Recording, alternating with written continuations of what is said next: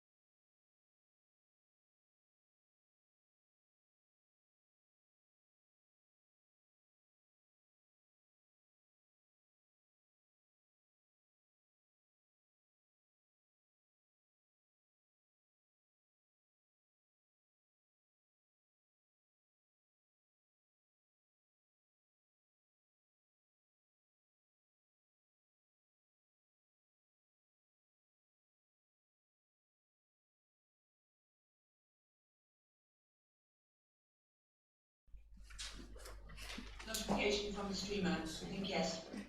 Yes, move the does live it feed on, Chairman. Oh, it's on now, thank you. Thank you. Agenda item number 7, resumption of business in the open forum. Thank you, members. Let's move on now. Members, I'm getting myself in a bit of a tizzy today, aren't I? Public participation.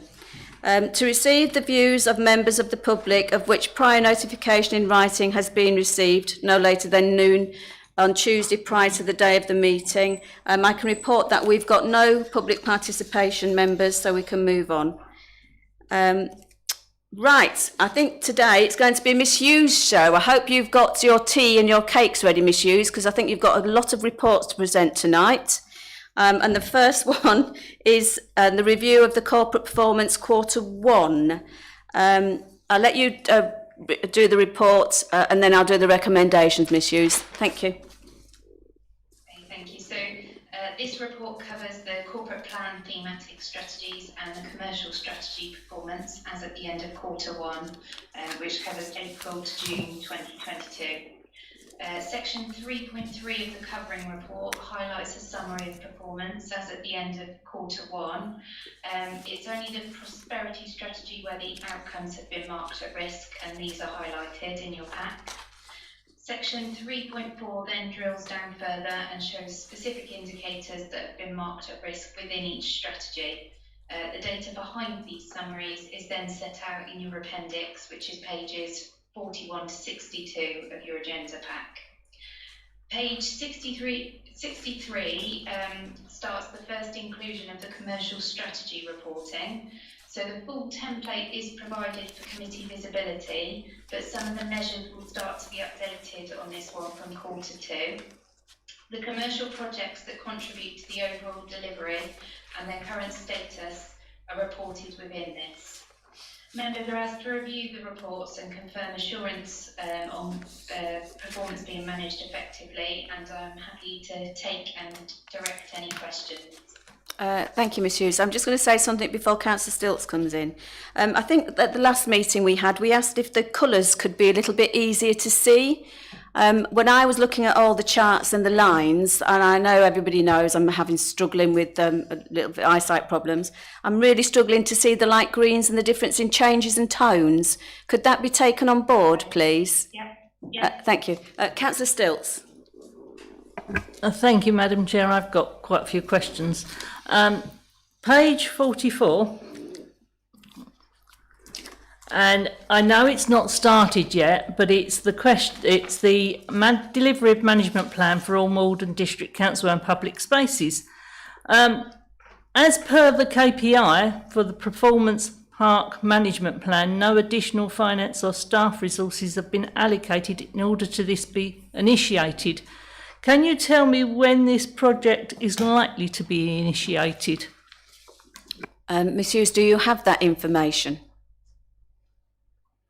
I'm afraid. I'm not sure if Sue or Hannah might be able to answer to that one. Miss Green? Thank you. Miss Green, can you answer that question? Let's go to Mr Leslie while Miss Green, she's maybe thinking she's on show later because hers is... Oh. Mr Leslie, go. Thank you, Chair. I think with this, we've had a discussion that the reports have come to Council around about how we're going to look at resources in certain areas going forwards. So I think that will form part of the plan for the future, which has been reported to Council. So it'll be wrapped up in that, is my understanding. But perhaps Ms Green may have. Ms Green, can you answer Councillor Stilts, please? Thank you. Yes, that's correct. Yes, it will be wrapped up. So we don't have a time?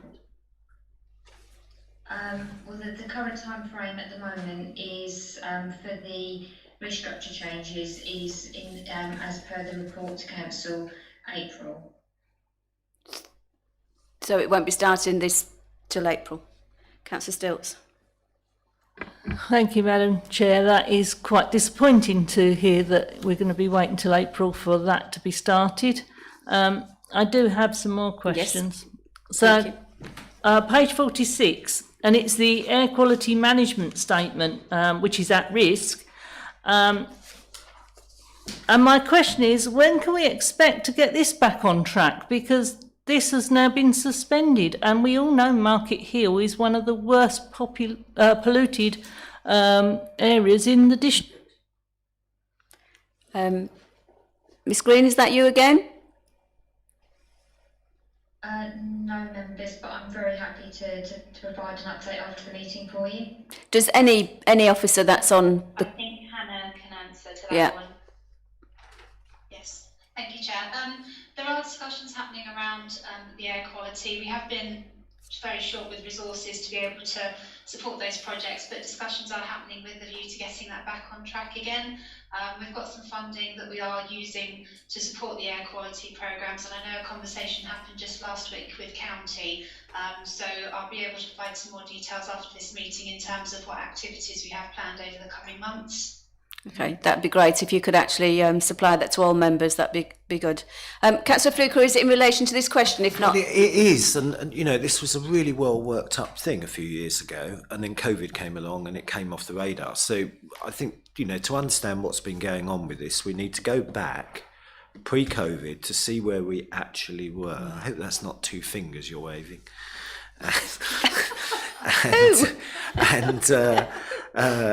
Yeah, so, you know, I agree with Councillor Stilts. This was, you know, we'd invested a huge amount of, certainly time in it. We had lots and lots of meetings about this, and we got this to a really good place. And it's just dropped off the radar. And I mean, I've been up and down Market Hill a couple of times in the last week, and it's, you know, it's getting very, very busy again. And I think also, since that piece of work started, we've had the Blackwater retail parks open, and you've got all these lovely people sitting out Costa Coffee. And one thing I wouldn't agree with Councillor Stilts on, it's not one of the most polluted areas in the district. It's one of the most polluted areas in the county. And you've got people sitting outside on the pavement. This is an urgent piece of work, and we moved it so far forward. It would be terrible not to take advantage of where we got to before. So I hope when this report comes back, we're going to see where we got to 18 months, 2 years ago, and how we can move that forward quickly. Because I do know that Essex were keen to sort this problem out. thank you. Councillor Fleming.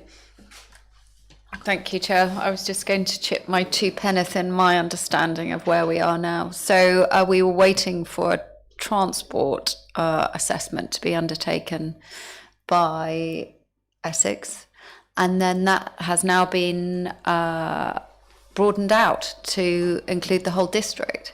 So, which, I mean, I think we've all been invited to a meeting, haven't we? There's a briefing. So, I mean, when I heard that, a sort of sense of dread came over me, because I thought, well, that's that. This is going to take forever now.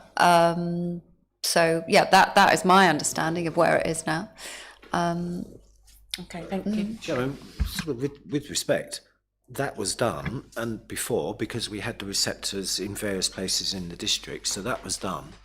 And the other place, which was incredibly close to being at the danger level, was actually the roundabout in Latchington by the church. That really, really was. And I can remember we did a huge amount of work on this, and Essex will have it all. So, you know, I do hope that we don't spend 6 months going over doing things that we've already done. I think we will await the report with interest, I think. Councillor Thompson, is it a new question? Because Councillor Stilts is still... Sorry, not really. Only to say that we are working with Essex County Council on the transport strategy. Okay. Councillor Channel and I attend different workshops. Thanks. Thank you. Councillor Stilts, please. Thank you. I agree with Councillor Fluker. I think, you know, health and well-being, and we've got people breathing in all these fumes. It's awful. I will move to page 51.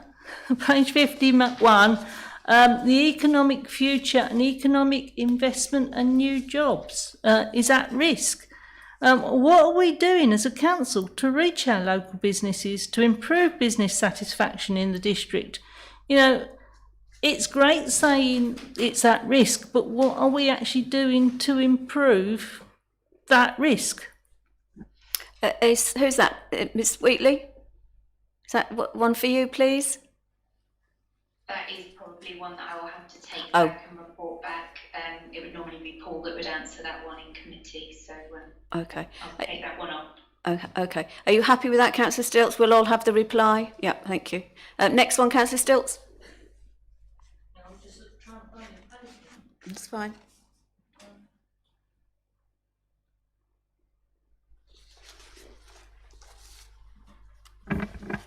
It's page 53. I think I've got it slightly wrong there, which was the at risk, the enhancing and promoting the district's economic visitor, or the visitor economic.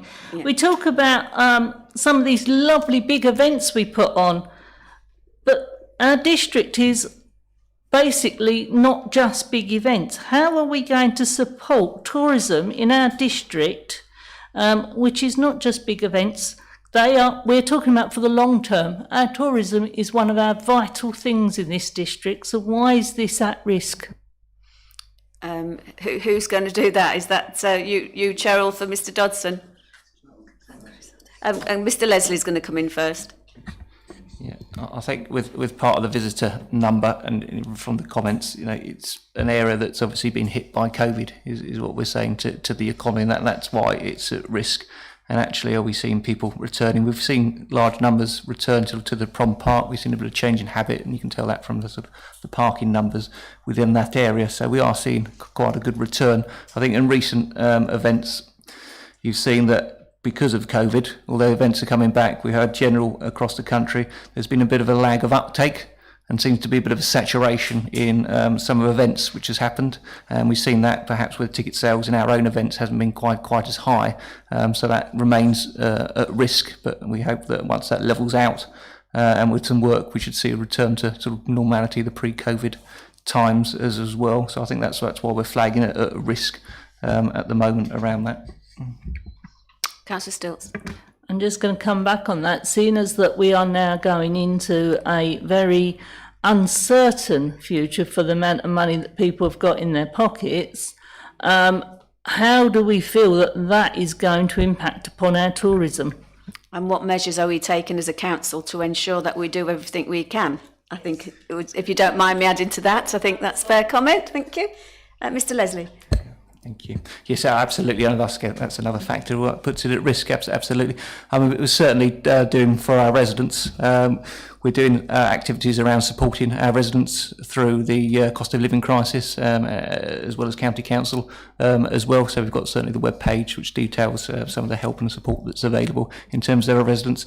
Regarding the economy, that's obviously a piece of work that's going to be ongoing as well around engagement with businesses, etc. around that. So I think that's a very good point in very challenging times, and how we engage and how we promote it as a district as well is important. And then we are engaging with Essex County Council as well in terms of the overall for Essex area. So I think we're tying in as best we can as well there. Any more, Councillor Stilts? Yeah, I've got a few more, but if I'll go to Councillor Thompson and give you a chance to take a glass of water and just catch your breath, and then I'll come back to you. Councillor Thompson. Thank you, Chairman. Yes, it is relevant to the item we were just talking about. Lovely. I'm sure you'll get more detail from Ms Hughes when she comes back, but we have sense of place with the North Essex Economic Board, and also Mr Ellum is working with businesses, so there is stuff happening. I would be very interested to ask Councillor Stilts through you, Chairman, if she has any information coming out of the tourism body that I believe she sits on. Councillor Stilts? May or may not. Do you sit on the tourism body, and have you got any information that you can impart to the committee? Yes, I do sit on the tourism body, and we had 2 meetings. We were waiting for the terms of reference to be drawn up, and I don't think Alexis has actually called another meeting for quite a while now, so I'm waiting for another meeting to be called. Thank you. Any more questions before Councillor Fleming and then Councillor Edwards? Am I next? Yes, you're next. I was just going to comment actually about the Queen's Baton and the Ride London. I personally don't think that they were terribly well publicised. Don't know whether anyone else feels the same. Would be a comment that I would make. I don't know whose fault that is. The Queen's Baton, I mean, what did we do for that? I must admit that one, Ride London, I knew a lot about because I was interested because we had it in our division, didn't we, Councillor Fluker? The previous one, the cycle ride, whatever it was called, that was brilliant. The ladies. Yeah, we did it. They came past my house, Councillor Fluker. Yeah, and sorry, my other comment about supporting business, I think that business looks at the council as an obstacle, not necessarily a facilitator, if I'm being brutally honest with people. And I think we do have to be careful that when we have money passed from central government, we don't just use that to employ another officer to write another policy document. You need to deliver tangible things on the ground. It's just a comment I would make about that. Thank you. Hopefully that's been heeded by whoever needs to heed it, Mr Leslie. Councillor Thompson. Sorry, me again, Chairman, thank you. If I didn't know differently, I would actually have said the Ride London, as regards Malden, was much more of a town thing than a district thing. I'm not quite sure what happened there, but I think something did in fact go a bit awry with the perception of who was organising. We had presentations here, didn't we? We had I think I went to about 3 different, or at least 4 presentations on Ride London. But was anyone invited to Malden no. High Street? And hands up? Yes, was anyone invited? Well, yes, we did, but did the public? I mean, I'm not even sure if the chairman of the district council was involved in. Don't know. No. Councillor Stilts. Yeah, the Malden Town Council were involved with a lot of the Ride London for the fact that they used the Mute Hall, but the roads that were shut off was Essex County Council, and I do know that there was officers from Malden District involved with it, but it was all the Olympic Committee and Essex County Council as far as I was aware. The baton coming through was arranged to go into the park, which the chairman attended. Did you go? No, I didn't go. It's coming back anyway, Ride London. It's next year as well, so I know that. Yeah, I would just like to comment. Yeah, I mean, I think probably, I fielded emails complaining about it, quite a lot of emails complaining about it. But then I didn't really sort of hear, oh, well, this is where it's going to be. So that's just my comments on it. Thank you. Okay, right, let's move on, members. I think we're all going to go to sleep. Let's get some life back into this meeting. We're all getting a bit slow. Councillor Stilts. Thank you. Page 60. C21, percentage of MDC customer-facing staff who have received Make Every Second Count training. Why have we only reached 63% of our staff to have this important customer training? Is that you, Miss Hughes? Yeah, she's ready. Look, she's... The reason that number's low is due to staff turnover at the time. So that was at the end of Q1.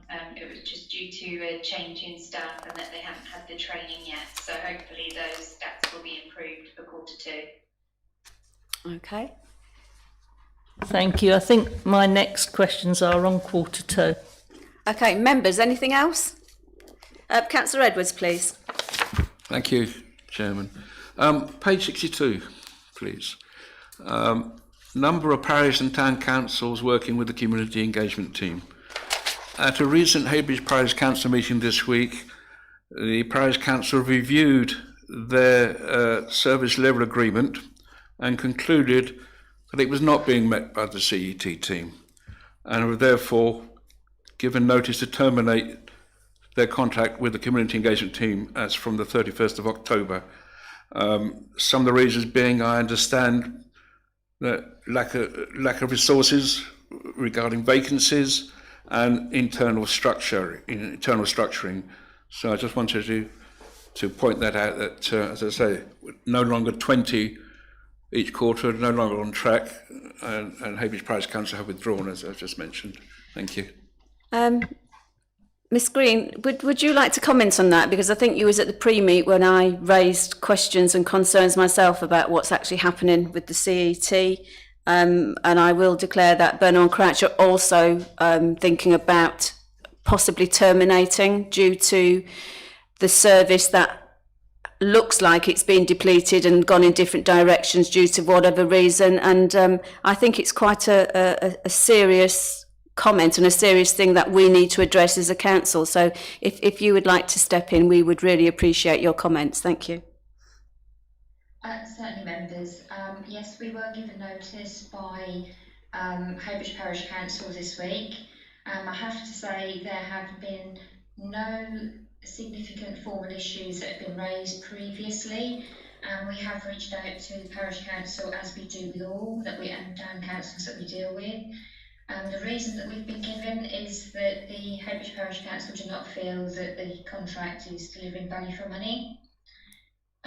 So yes, it was a great disappointment, and we are looking to see from Heybridge Parish Council specifics of why they feel it wasn't delivering value for money. And yes, the team have had vacancies, but we are able to deliver in very large part to the contracts that we have delivered. It's fairly rare that we're not able to deliver the hours, and we are certainly delivering the activities that are in the service level agreement. And we have set up some forums with the parish councils and town councils that we work with to be able to engage directly with them, as well as individual meetings. So again, if any town or parish council has any concerns, we're very happy to have one-to-one meetings and discuss exactly what those issues are. Thank you. I'll come to Councillor Fluker in a moment. You will be, Burnham Town Council had a meeting on Tuesday, and they're actually going to ask you guys to actually come and have a meeting with them, because like I did say, they're seriously looking at terminating. And if you terminate both contracts terminate, that's a lot of money that will go from this council. And you know, Ms Green, that I'm very unhappy that I feel that we're losing the sense of community, because the guys aren't there doing what they always used to do. But that's obviously my comment. Councillor Fluker, please. Thank you, Chairman. I'm sorry, did you want to come back? Yeah. I mean, look, Southminster withdrew as well. Now, I think it's a great shame. But, you know, we spoke to the council about providing some kind of cover for our annual fireworks show, where we get about at least 1,000 people go to it. And unfortunately, we weren't able to develop a working relationship over that. But the community engagement team, my understanding is that they're often used to put up planning notices. Is that correct? Ms Green? That is correct. That's one of the activities that was moved to the team as part of the Ignite restructure. So if you just allow me to come back. So when somebody makes a planning application, they pay a fee. Is part of that fee being transferred over to the community engagement team? Because it concerns me enormously that if it isn't, then they're underfunded for doing the rest of their jobs when they're actually doing the job for the planning department. And my understanding was that one of the reasons why the planning staff put up the notices was because they would go to the site and have a look. But anyway, look, I'm grateful to the answer. I'm not expecting a full answer now, Miss Green, but, you know, I think it's, you know, you talk about pressures on department, but when you've got pressures that are caused by interdepartmental engagement, in other words, one department's doing another department's job, it's got to be done fairly. Ms Green?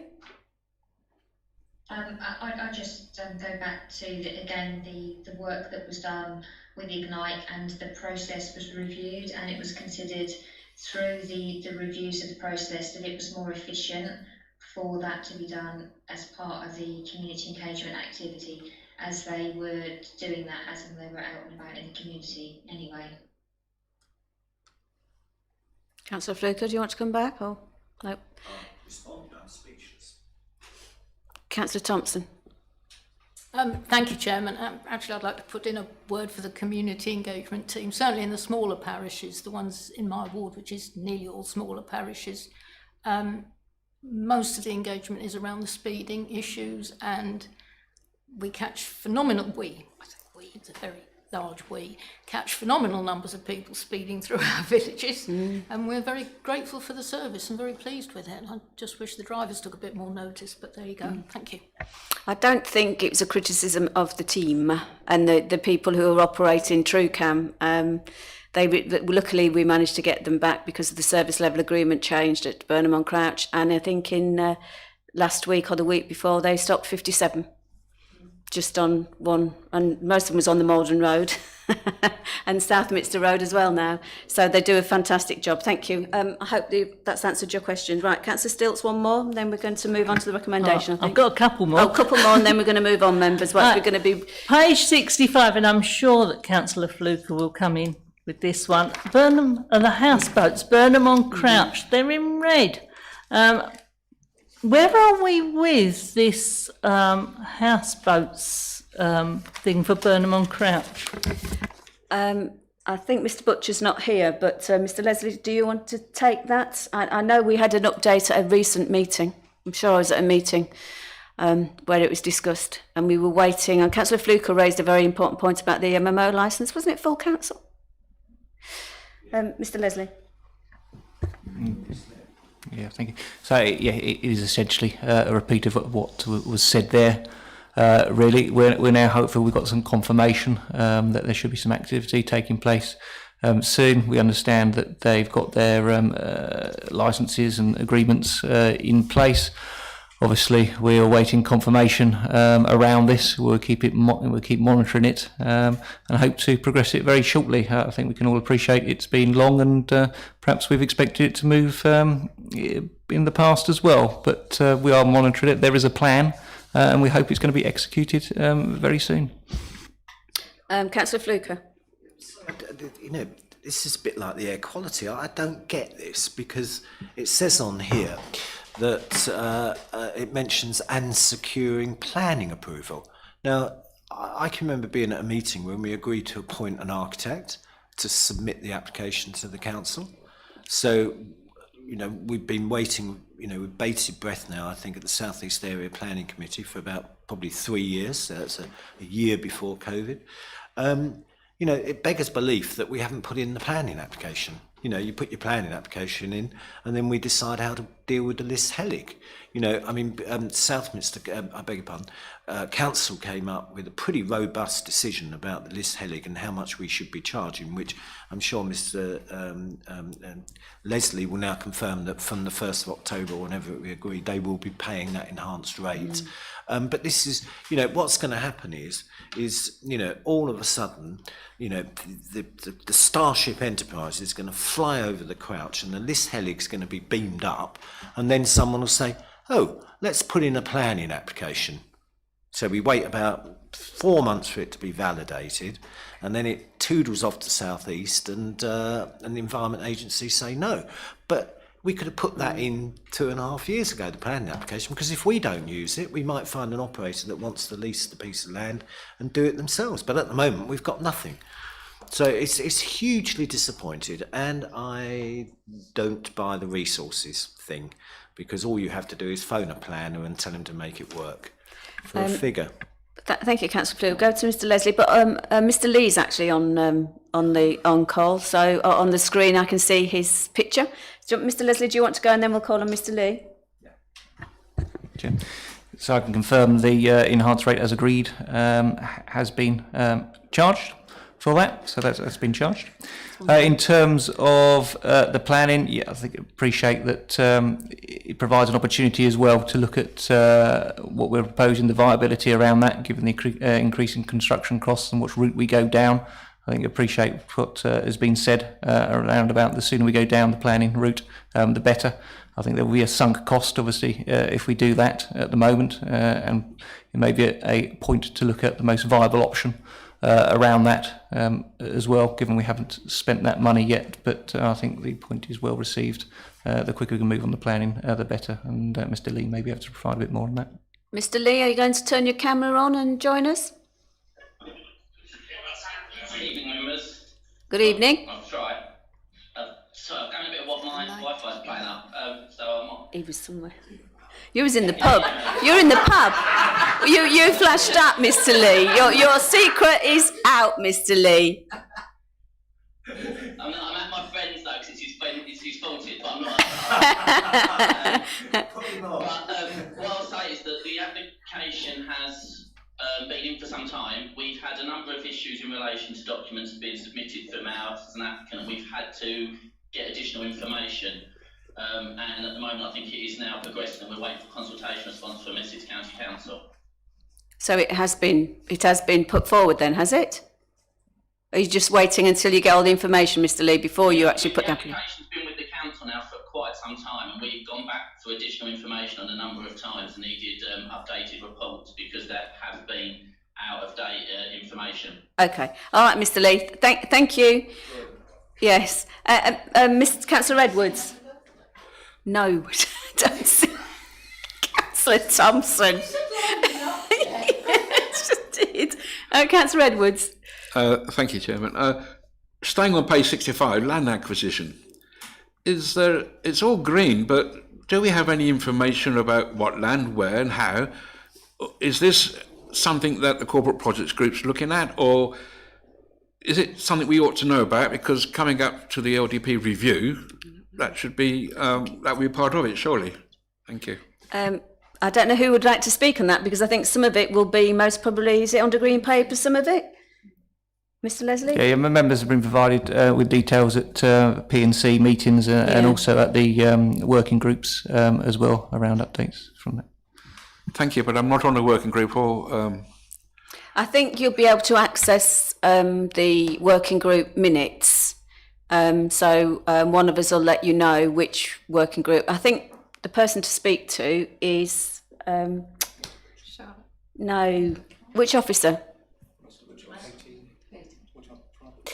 For the minutes, where this will be discussed. Yeah, contact. We'll ask Charlotte or somebody to contact you and get you the minutes to where it's the PC is being discussed. Thank you very much. Yeah. Okay. Bernard, could you make a note of that for me, please? Yes, indeed. Of course, the minutes are also on my.gov, but yes, I'll make a note of that. The person I'm trying to remember was Mr. Butcher. He might be able to actually point him to which working group those minutes were related to. So I'm really struggling with people's. Thank you, Chair. No, exactly my question. Which working group do I need? Yeah, and Mr. Butcher will contact you. Thank you. Right, members. Councillor Fleming. Thank you, Chair. I wanted to have a suggestion of something that we could add to this report for quarter 2. I was hoping that we could add, for our corporate performance overview, that we could look at our performance in retrofitting our housing stock with insulation. I know that some districts, provide access to grants. So I was hoping, Cheryl, that we could put in some sort of performance indicator of number of residents assisted with accessing grants. I will have a look into that. I know there is an indicator in the operational balance scorecard around disabled facilities grants, but we'll look at what data is available and what's available. Obviously noting that might fit better with the operational balance scorecard report, because this report is specific to the corporate plan indicators and how we're performing against those, but I'll look at where we might be able to report that. Thank you. Thanks, Cheryl, because I was sort of looking at the bit about climate change, and then I thought, actually, well, if we're going to look at something terribly practical, it would be enabling our residents to access grant funding to retrofit insulation. Okay, thank you. Final question goes to Councillor Stilts. I feel like I've taken up all the questions. That's fine.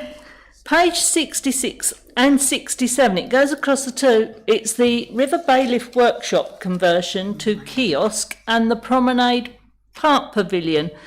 And whilst building a new eatery on the Promenade Play Park and the old River Bailiff's hut is understandable. Sadly, we've just lost an existing eatery on the park, which is the Barge Tea Rooms, which has closed.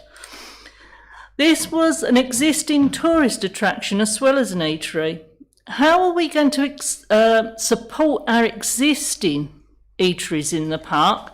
And also, when you look at the proposal for the covered one in the Prom Play Park, the proposals does not have the resources allocated. I mean, why? I don't know who's going to take that, Mr. Leslie and then Ms. Hughes. Yep, thank you.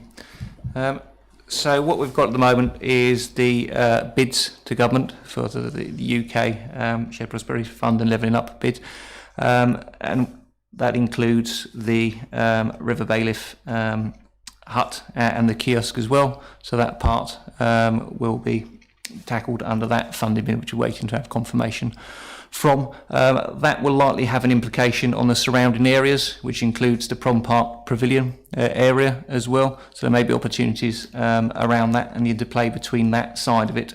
Obviously, the team can work on a certain number of projects, but I think it's wise to ascertain the level of funding we're going to have available for that area. And part of that plan, in terms of levelling up, will be to improve the surrounding areas, which make that more attractive, increase visitors and footfall, etc. So part of that central area master plan and implementing that is expected to have that economic benefit to the local area and existing by bringing in increased tourism as well. So that's all part of that funding side.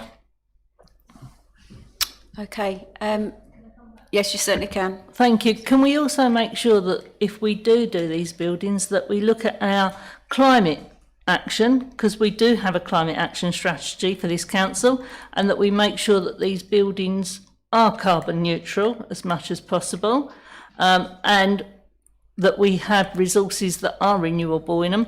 And also health and well-being, as Councillor Fluker pointed out earlier, you know, another burger store.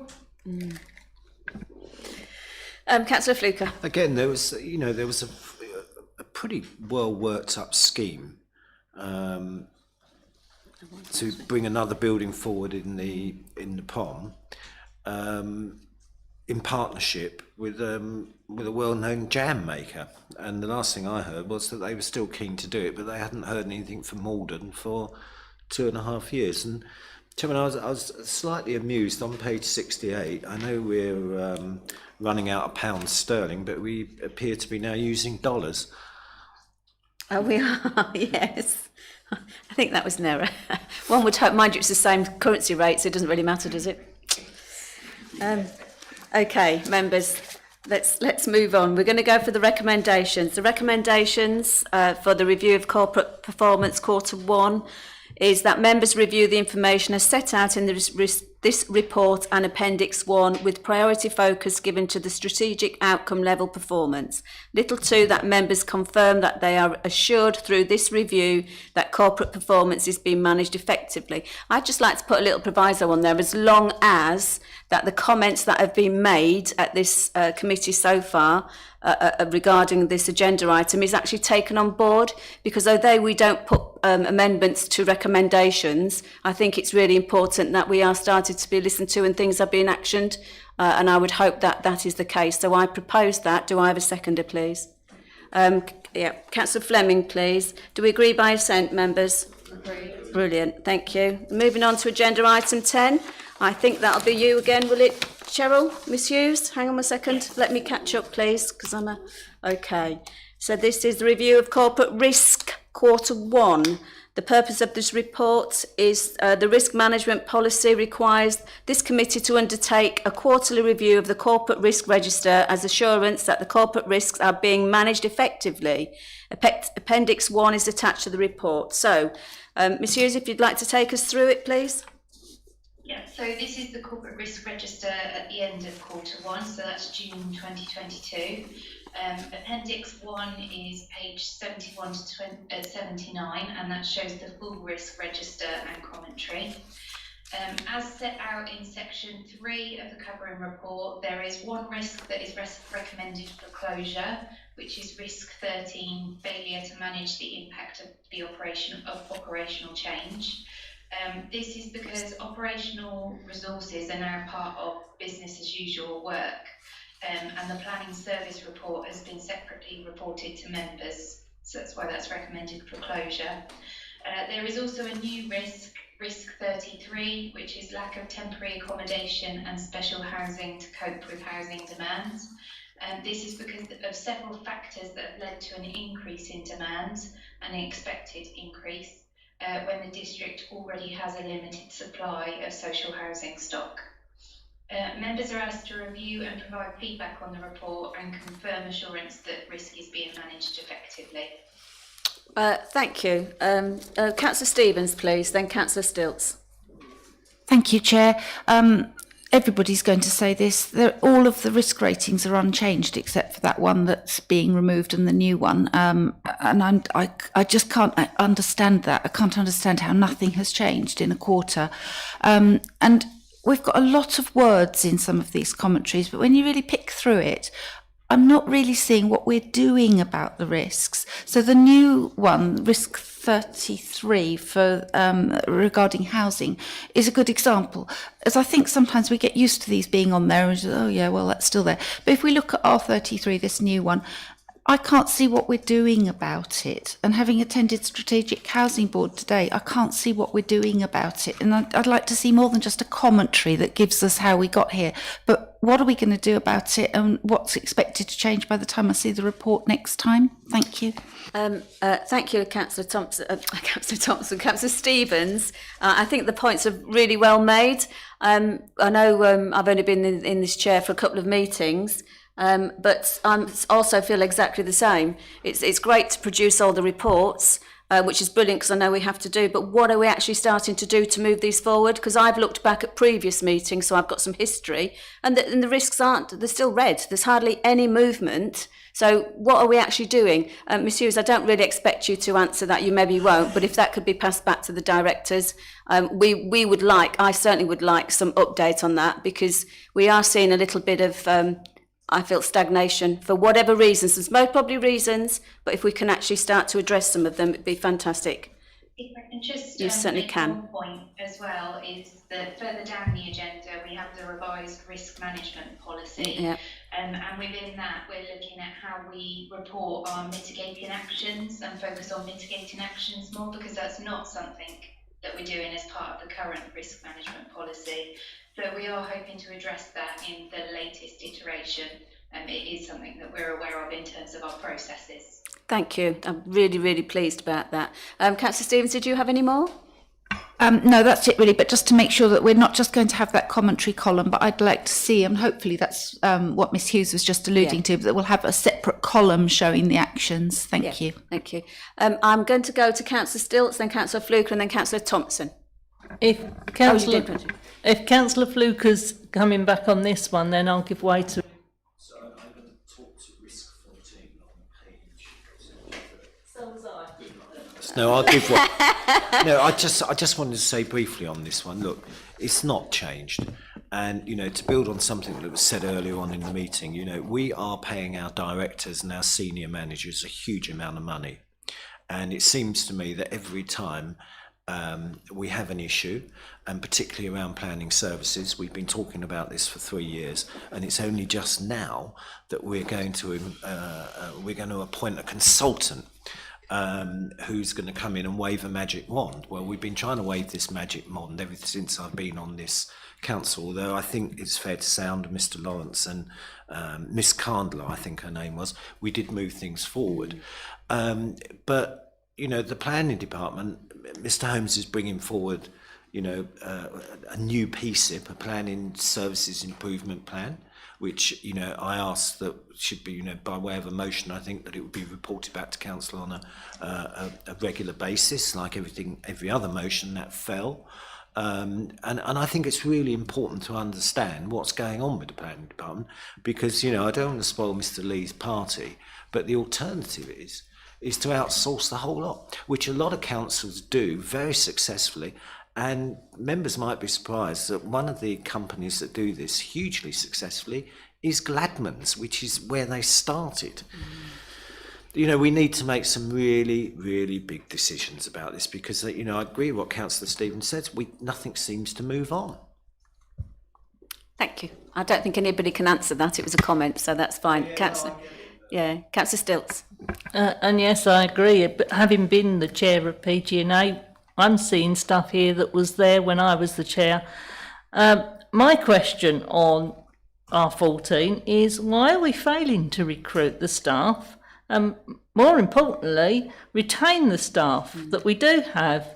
And do we still have an exit questionnaire when the staff leave us? I think that's a question for Mr. Leslie. Thank you. So yes, we do have exit questionnaires. They're still given out to all staff and fed back to the HR team.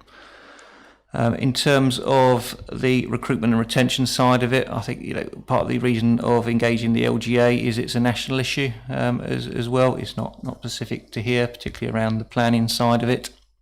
I think we're well versed on that. One of the aims of part of the look at what we can do is to make sure we've got a structure which actually can, one, bring forward trainees, develop people, have a clear career path and progression, an understandable system, and also look at how we advertise as well, and go out there and work with the LGA to understand what's best practice, what innovations can be done, and how can best work as a group.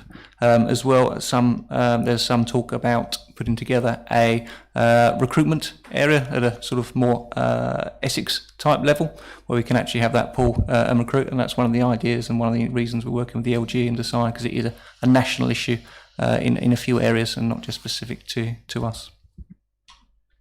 Councillor Stilts. Yes, I did hear Councillor Fluker just say that the leaving exit questionnaire was reported to overview and scrutiny. Was that right? Absolutely. So why is it still not being reported to overview and scrutiny? Mr. Leslie, do you know that? Okay, I wasn't aware it used to be recorded there. It hasn't been since I've been here. I think in terms of that side of it, it's often confidential information, which HR obviously have a look at and will raise accordingly to that side of it. So I think there's a matter of confidentiality that comes through as well from that side, and that's obviously what goes to HR.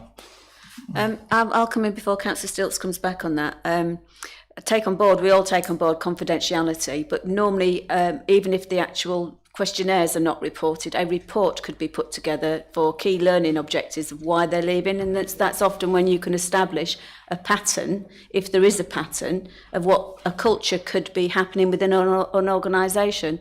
And that's something that I'm sure we're aware of at this council, and I think it would be a very good exercise to carry that out, because we seem to be not retaining staff.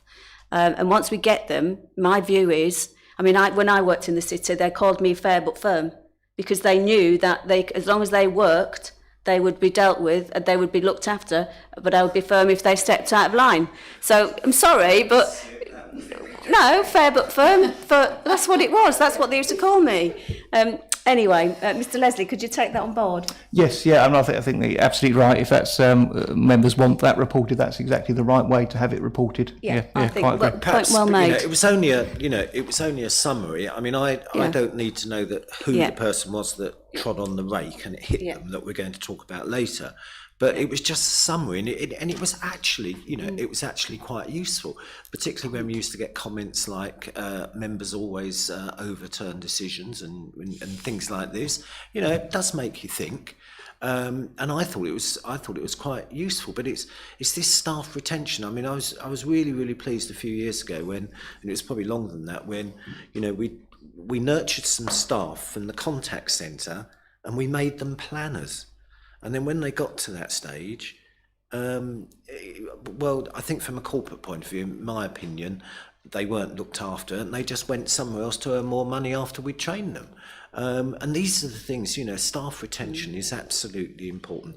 But we've not been able to crack this nut, Mr. Leslie, through you, Chairman, for a long time. And that's why I'm so keen to see Mr. Holmes's plan. I'm so keen for this new consultant that we've appointed, who's supposed to be looking at the planning department, to come to council with a plan. Because if not, we need the nuclear option. Thank you. Councillor Fleming, then Councillor Stilts. Thank you, Chair. I was just going to disagree with Councillor Fluker's suggestion that planning could be outsourced. I don't agree with that. I think that we are the local planning authority. If you take that away, what do we do? In terms of, you know, our statutory roles. And yeah, I was just going to say that, back up Mr. Leslie's comments, that it is a national shortage. Every planning authority is experiencing the same. I'll also make the comment that I always make, is that personally the planning department should not have been at home during COVID or now. They should be in the office every day, 5 days a week. It's a team thing. You know, you can't expect younger officers to come and work at home. They need to be, it's a skill, and they need to learn that. They need to go to meetings and watch their superiors, and they have got to be in the office. Why would, if you're a young officer, why would you come and work and sit at home on the, I mean, how boring is that? So yeah, that's my comments. Thank you, and noted. Councillor Stilts, please. Thank you, Madam Chair. And I agree with everything that you've said, Madam Chair. I wonder if it would be right for us to make a proposal to say that the exit questionnaires go to overview and scrutiny to be looked at and to be discussed in that committee. And if that is right to make a proposal, I would make that proposal. Can I take advice on that? Because obviously, where would that come under, Berna? Because it's not actually, well, could we add it as a recommendation, Cheryl or Berna? Well, overview and scrutiny has its own process for referring work plan items to be considered. So I wonder if, on behalf of the committee, you could put forward one of the forms. You can send a link to the form, because there's a specific form that the committee would then review and consider whether they would add that as a work plan item or a watching brief item. Okay, I'm going to look to Councillor Fluker, because he's one of the best ones of the Constitution. I mean, my understanding is that staff statistics used to get reported to overview and scrutiny. I believe they still do. And part of that report, it showed you how many people had left, how many had arrived, and it also had the information about this particular piece of work. And it's just dropped off. And I don't buy into the HR thing, because it was never attributed to any one person. It was over a 12-week period, probably looking back 18 weeks, so it was difficult to attribute comments, and I thought it was really, really useful. So I don't think it needs, I think that report needs to be looked at, and we need to re-include it, or start including it. Councillor Stilts. Madam Chair, as my understanding is that this committee can make recommendations to move things to overview and scrutiny. Yeah, I just wanted to know where we were going to put it. So I'm more than happy to set that, to second that. We just need, Cheryl, would it go as little 4?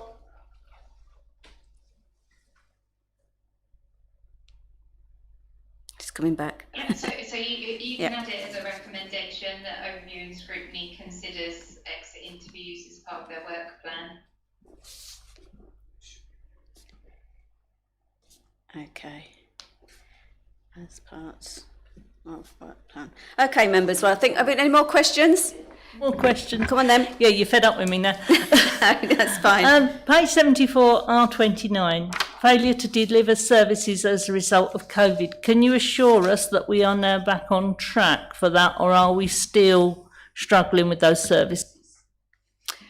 Mr. Leslie? I think we've moved on to a world of new challenges, and now the COVID side of it is not really the issue. We've not got the staff absent as much as before, although I note that there is still a few cases that we all experience at the moment, but the challenge obviously has moved on from the COVID side, and we are around the sort of recruitment, retention, general staff shortages for various reasons, such as, we've had the HGV drivers, for example, and general skill shortages in planning, etc. So I think the COVID side has passed, but we're perhaps on to a new set of challenges. Okay. Councillor Stilts. Just one more question. You'll be pleased to hear that. And it's page 76. It's R4, failure to influence community safety partners to address the key areas of public concern. Why are we failing on this one? It's going to risk rating unchanged as orange, but why haven't we moved on? Why are we not basically influencing this community safety partners? I don't know who would take that one. Is that Miss Green or Miss Wheatley?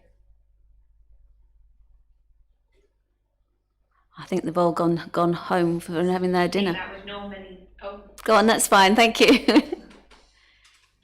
Thank you, members.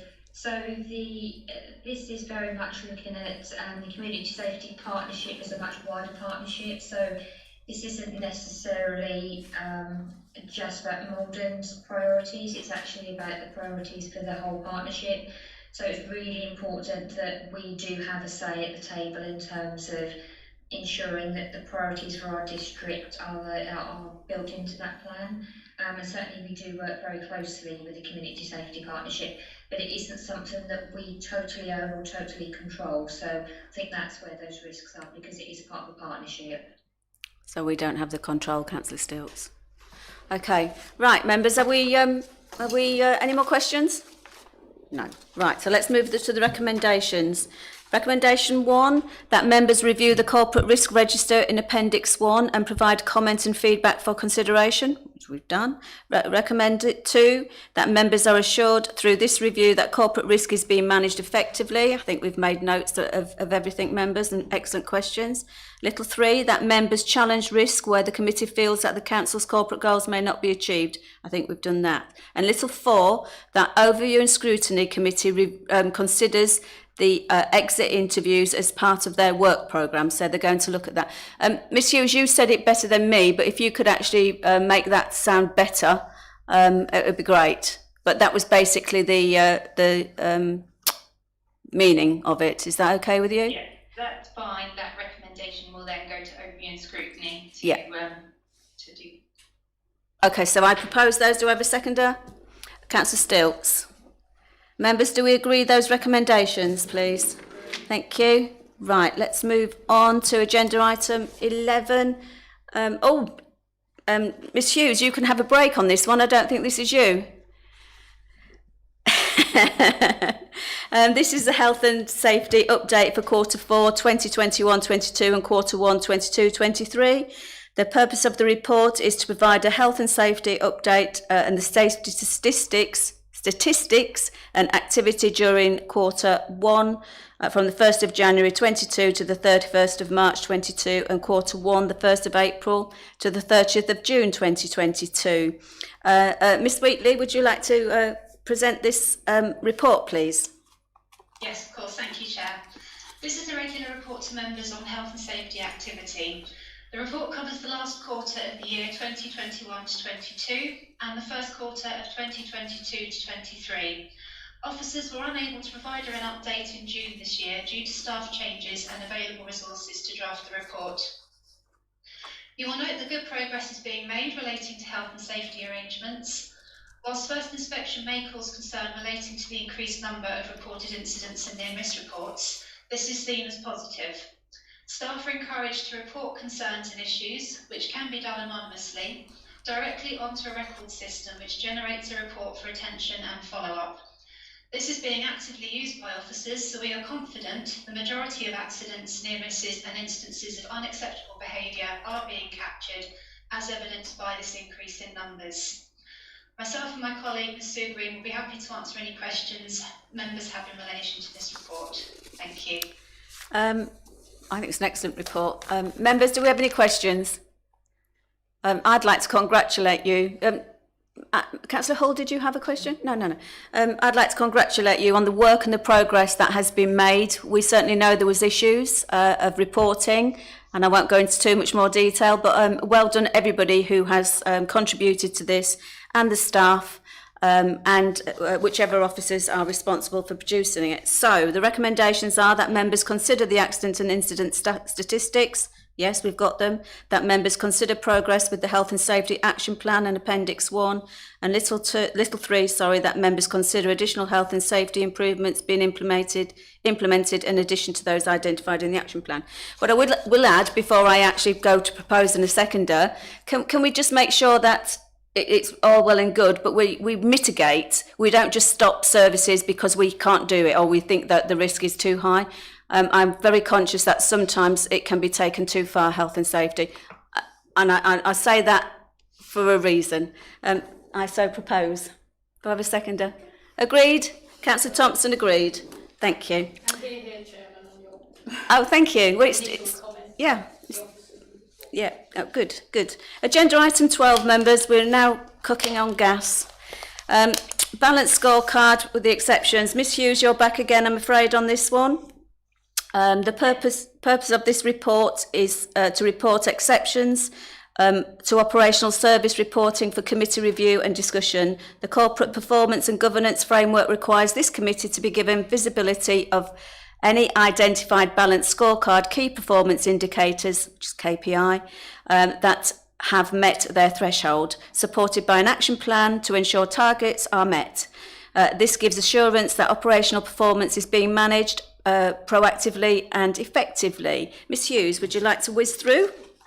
Yes, so this is the exceptions report that's provided on a 6-monthly basis as a result of monthly monitoring of service level performance.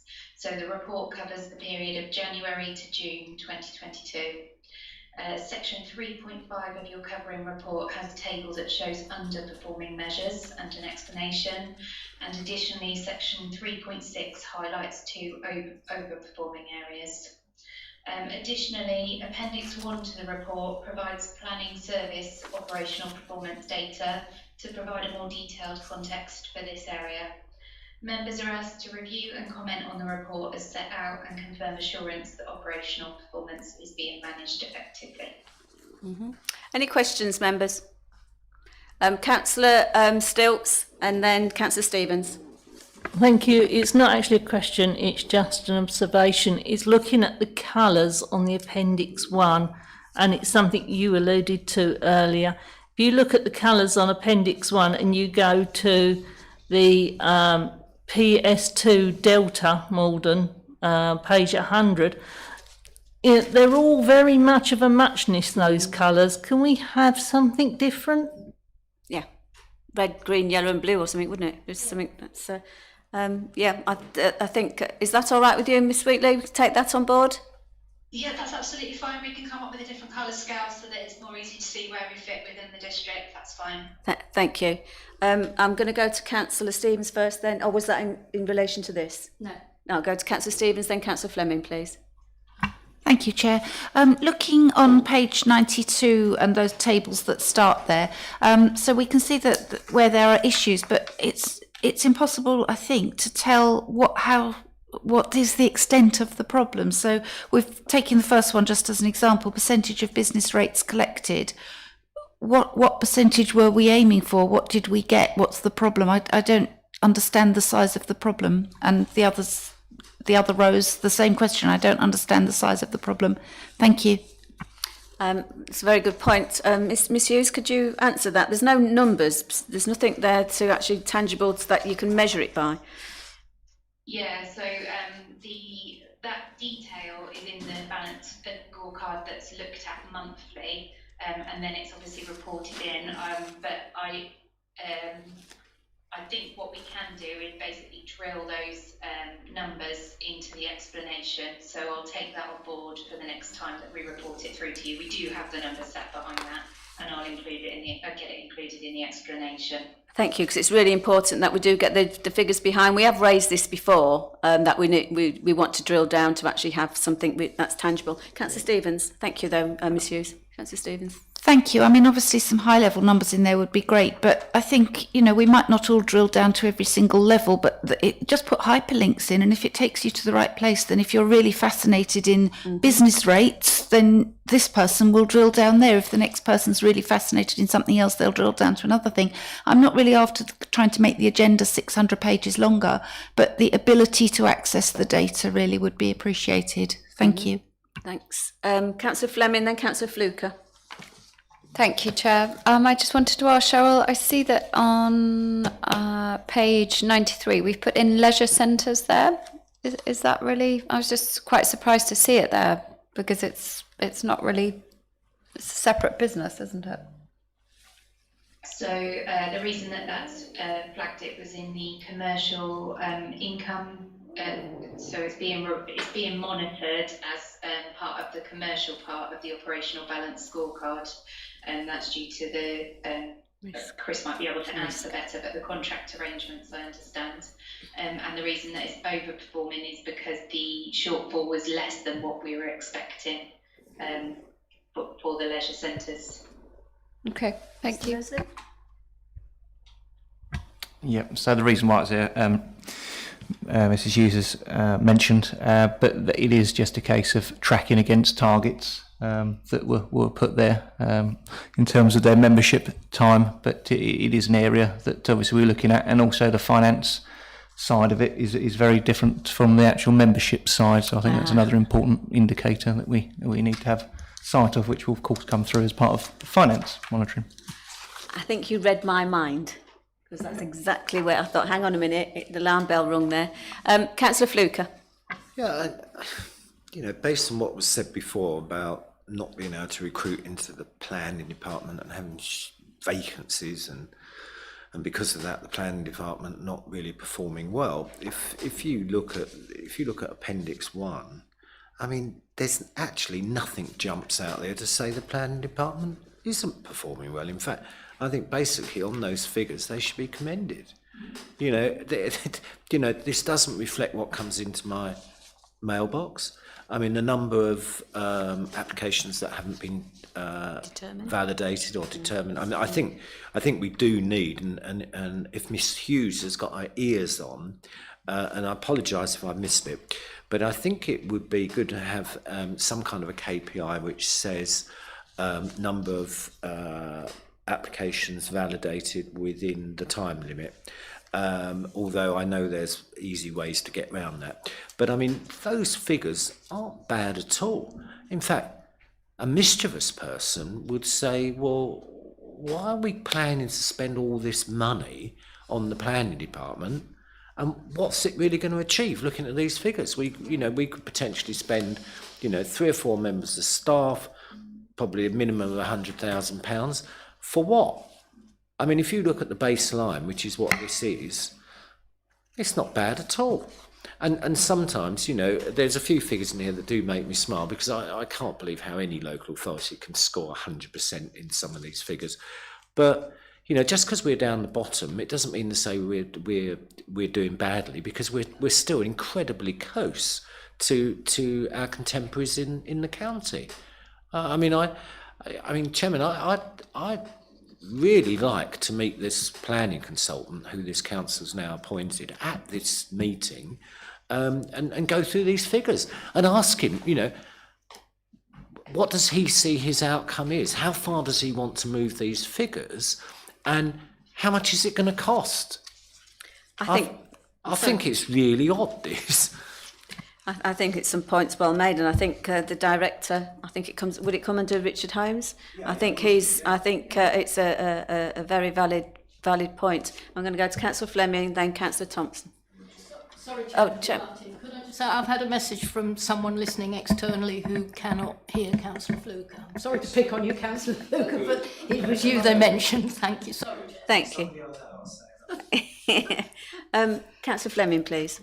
Thank you, Chair. Just following on from Councillor Fluker's remarks there, I would like a bit more detail, actually. Just, how much is it costing? What is their brief? What have they been asked? Are they going to write a report to suit? I would like to know more. Thank you. Well, it's absolutely staggering. We keep getting told that we're not recruiting, we're not doing things, we're not reaching our KPIs. But when you look at those figures, they're hard and fast figures, and it paints a completely different picture. I don't know how much we're going to invest to move 2 percentage points You know, maybe our staff are working 80 hours a week, but I've never heard that. Ms Whitley. Thank you, Chair. Yes, I think to our officers' credit, they are working incredibly hard. We have been carrying vacancies pretty much since we went live with the transformation model, as you well know. But the remit of the interim transformation manager that's coming in is to draft a report and to present all possible recommendations, which includes looking at the structure, looking at the roles, the grades, the retention, even the opportunities for outsourcing. So they are going to be presenting a very full scope of proposals which will come back and which we will be bringing to members. So if anybody does want some more detail, I am happy to share that with them. The interim transformation manager starts with this on Monday next week. And in terms of the cost, that was agreed by members in the last council meeting with the recommendation that Mr Richard Holmes put forward. Thank you. Thank you, Ms Whitley. I think in all fairness to the members of this committee and Councillor Fluker, we most probably hadn't been given the report, or the full council hadn't been given the report, which Councillor Fluker's using the data to actually make a well-constructed argument, as far as I can see. But Councillor Fluker can speak for himself, so I do apologise if I put words in your mouth there, Councillor Fluker. To me, the planning department is doing okay. You know, chucking another 100 grand at it, is it really going to improve it that much? I mean, I really don't know. In fact, the message that the planning department should take from this committee is that we're delighted with their performance, because that's really, really surprised me what's gone on there. And I think it will surprise a lot of members. And I think, look, the new consultant's coming on Monday. On Monday, I believe it's only, I think, for 4 months. So one would have thought 25% of his time during his fixed term contract would be a good time to come to this committee in a month's time. And perhaps, we can go through these figures with him. I mean, it is performance, and say to him, well, what are you expecting to move and where are you expecting to move? So we can then benchmark his performance, and then going forward, we'll know exactly where we should be aspiring to. My gut feeling is it's going to be very, very difficult to move some of those figures, because they tend to be more relevant to the success of our contemporaries. So if you get simple planning applications, you get everything done and you get everything through, you're bound to move up the list. Yeah. But we're not actually, it looks like we're going to be dealing with fewer planning applications this year than we have done for a number of years. But anyway, I'll stop, because I think my friend on the left wants. Yeah, she does. But I think Miss Green would like to come in. She's popped up. Have you got anything to add? Thank you very much, Chairman. I think what I'd just like to add is that performance has been achieved at a cost, both in terms of the pressure on our team and also the use of external agency staff. So I think, whilst those figures do look acceptable, it is at a real cost to our staff in terms of the hours they work, the pressure that they're under, and the use of external agency staff. So I'd just like to add that to bring that to the committee's attention. Thank you. Councillor Stevens. Thank you, and I would just add to that also that we haven't been providing all of the services, have we? So we haven't been doing everything that the pre-apps we haven't been doing, and the enforcement has been a bit woeful. Anyway, the point I wanted to make was completely different to that. On page 92, I don't understand this one about the mist bins. It's my favourite subject, dustbins. My mailbox is full of dustbins. So the issue is mist bins exceeding the service level agreement. So that's the desire, is that it's sort of a double negative, isn't it? We've got missed bins exceeding the service level agreement, and they have exceeded the service level agreement because of operational absences. I think that might mean that we didn't meet the service level agreement, but I'm really confused. Could somebody explain that to me, please? Thank you. Ms Hughes? Or is that Miss Wheatley? Yes, I'm happy to answer that one, Chair. Thank you. So we know that our contractors have struggled with issues around HGV drivers. When there was a shortage of HGV drivers, they've suffered with absences due to COVID. There's been a number of impacts within that area that has resulted in them not being able to do all of their collections during the week as planned. So we have seen a number of different impacts in terms of those figures. It does continue to be a risk. There are still challenges with fuel prices as they are, and trying to recruit people into that particular sector. So there are a number of reasons as to why there have been a higher number of miscollections in recent months. Okay. Councillor Stevens to come, and then Councillor Thompson. Thank you. Can I come back on that? Yeah. What I'm saying is I don't understand what it states there, because yes, we know that all of those problems definitely have existed, so I couldn't imagine that we've exceeded the SLA. I think it's the wording that Councillor Stevens is querying, Ms Wheatley, exceeding the SLA agreement or terms. Yes, so the SLA will be the maximum number of miscollections that we would set as an absolute threshold, as in a negative KPI. So therefore, if we exceed that, then of course that's where we report on that. Right. Clearer? Not really. Okay. Well, I would have used a different word. I understand your explanation, but I think double negatives are confusing, and I would request that it's expressed a different way next time, please. Thank you. Councillor Thompson. Sure. Thank you. Councillor Thompson. Sorry, I was on planning actually. Others, including Councillor Stevens, have said it would be nice to be able to do pre-apps. I'm often asked about pre-apps, and it's a problem for people. But the main thing that struck me was the 97% of delegated applications, and certainly we've noticed on North West we don't have as many, but usually the meetings only happen at all because of call-ins. Yeah. And there's a huge overhead to call-ins. And I would just like to say, if members, for whatever reason, asking for fewer of them, thank you, Santa. And I'm sure the planning officers are only too happy to see that. Councillor Fluker and Councillor Fleming. Look, from an economics point of view, based on what Miss Green just said, bearing in mind applicants pay for pre-apps, well, to me it feels pretty obvious that we should get one of our fixed-term contract employees to deal with the pre-apps. It makes perfectly good sense to me. I don't think there's a statutory fee for a pre-app either. I do know that from what I've heard a few days ago, he who shouts loudest gets his pre-app, which I don't like, because the pre-app should be done in chronological order. Otherwise we will be, I don't want to sound like Miss Holmes and Mr. Quelch, but we could be subject to a JR if we don't do them in the correct order. This has apparently happened down at Brighton. And just one thing on page 105, I think to the right hand side that should be awaiting confirmation, but appeal number 3, that wasn't South East Committee. That was actually full council. It was the District Planning Committee, and those figures actually aren't right because they don't include our costs. And it's quite a lot more costs in both of those, but apart from the big one, I think it's to be expected really, but that is a huge amount of money. So I'll park it there. Okay, right, come on members, we're all going to be here. Right, Councillor Fleming. Agree. Thank you, Chair. I just wanted to ask Ms Green if she could provide the committee with the cost, how much we've been paying temp staff for planning. If you could send that. I want to know. If you could send that to the chair or circulate to the committee, I'd be quite interested, and it would put that report in context, because we're just commenting on how pleased we are with the figures, but how much is it costing us? If you could provide that information for us, that would be much appreciated. Thank you. Is that okay, Miss Green? Did you catch that?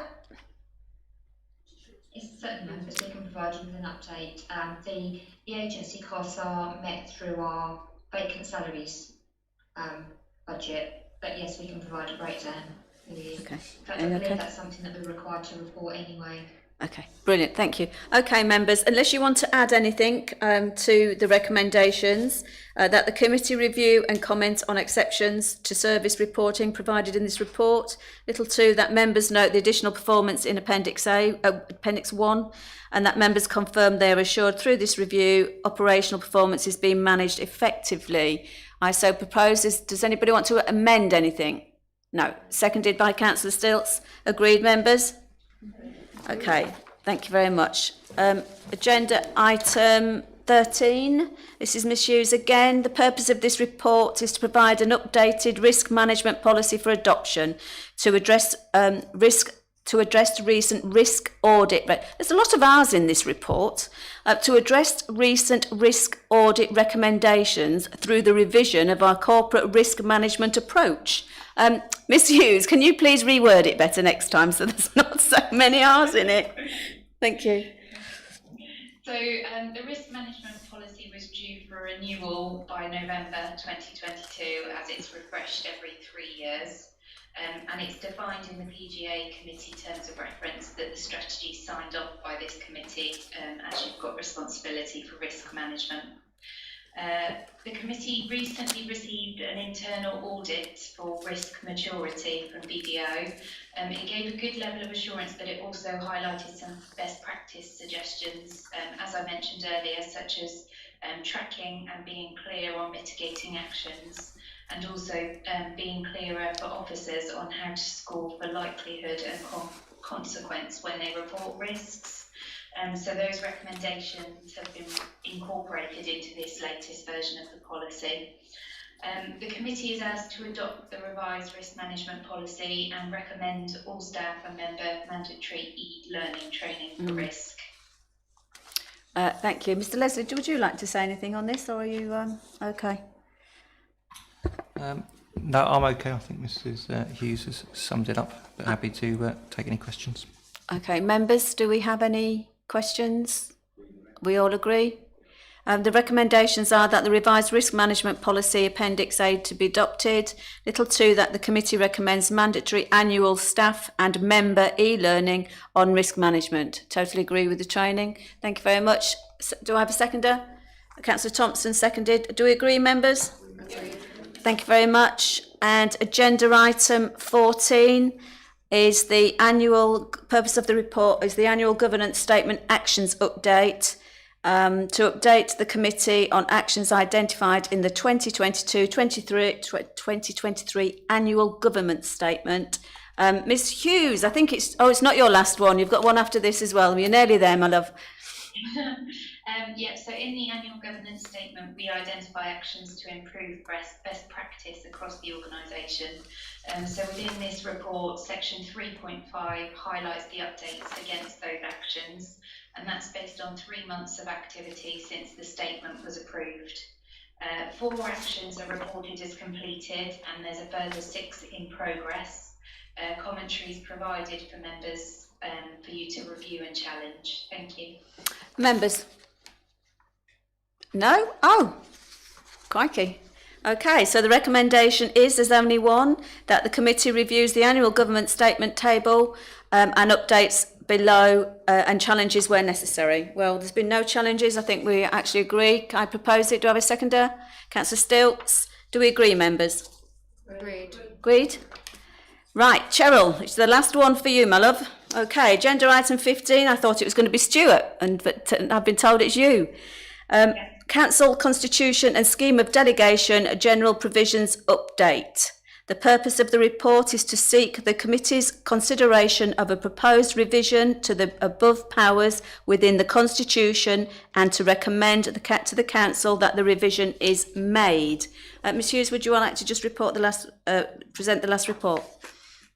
Yeah, so the Council's adopted financial regulations acknowledge that directors and other budget holders are authorised to incur expenditure from an approved budget. So for the avoidance of any doubt and to give it added status for internal administrative purposes, it is felt this should appear within the scheme of delegation under general powers in this section of the Constitution. This in no way extends or transfers delegated powers as such, and the proposed wording is set in terms designed to ensure proper use of the general authorisation. The proposal was supported by the Corporate Governance Working Group at its last meeting, and it's presented to members to review.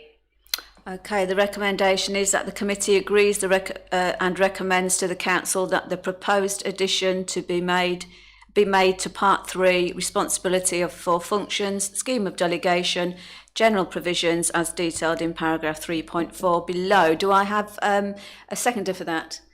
Councillor Thompson. And do we have any questions? Sorry, I've moved on a bit quickly. No questions. Do we agree, members? Okay. Finally, members, any other items of business that the chairman of the committee decides are urgent? I have none, so I close this meeting at 9:36, I think it is it? I've got the wrong glasses on. Thank you. Thank you, members. Very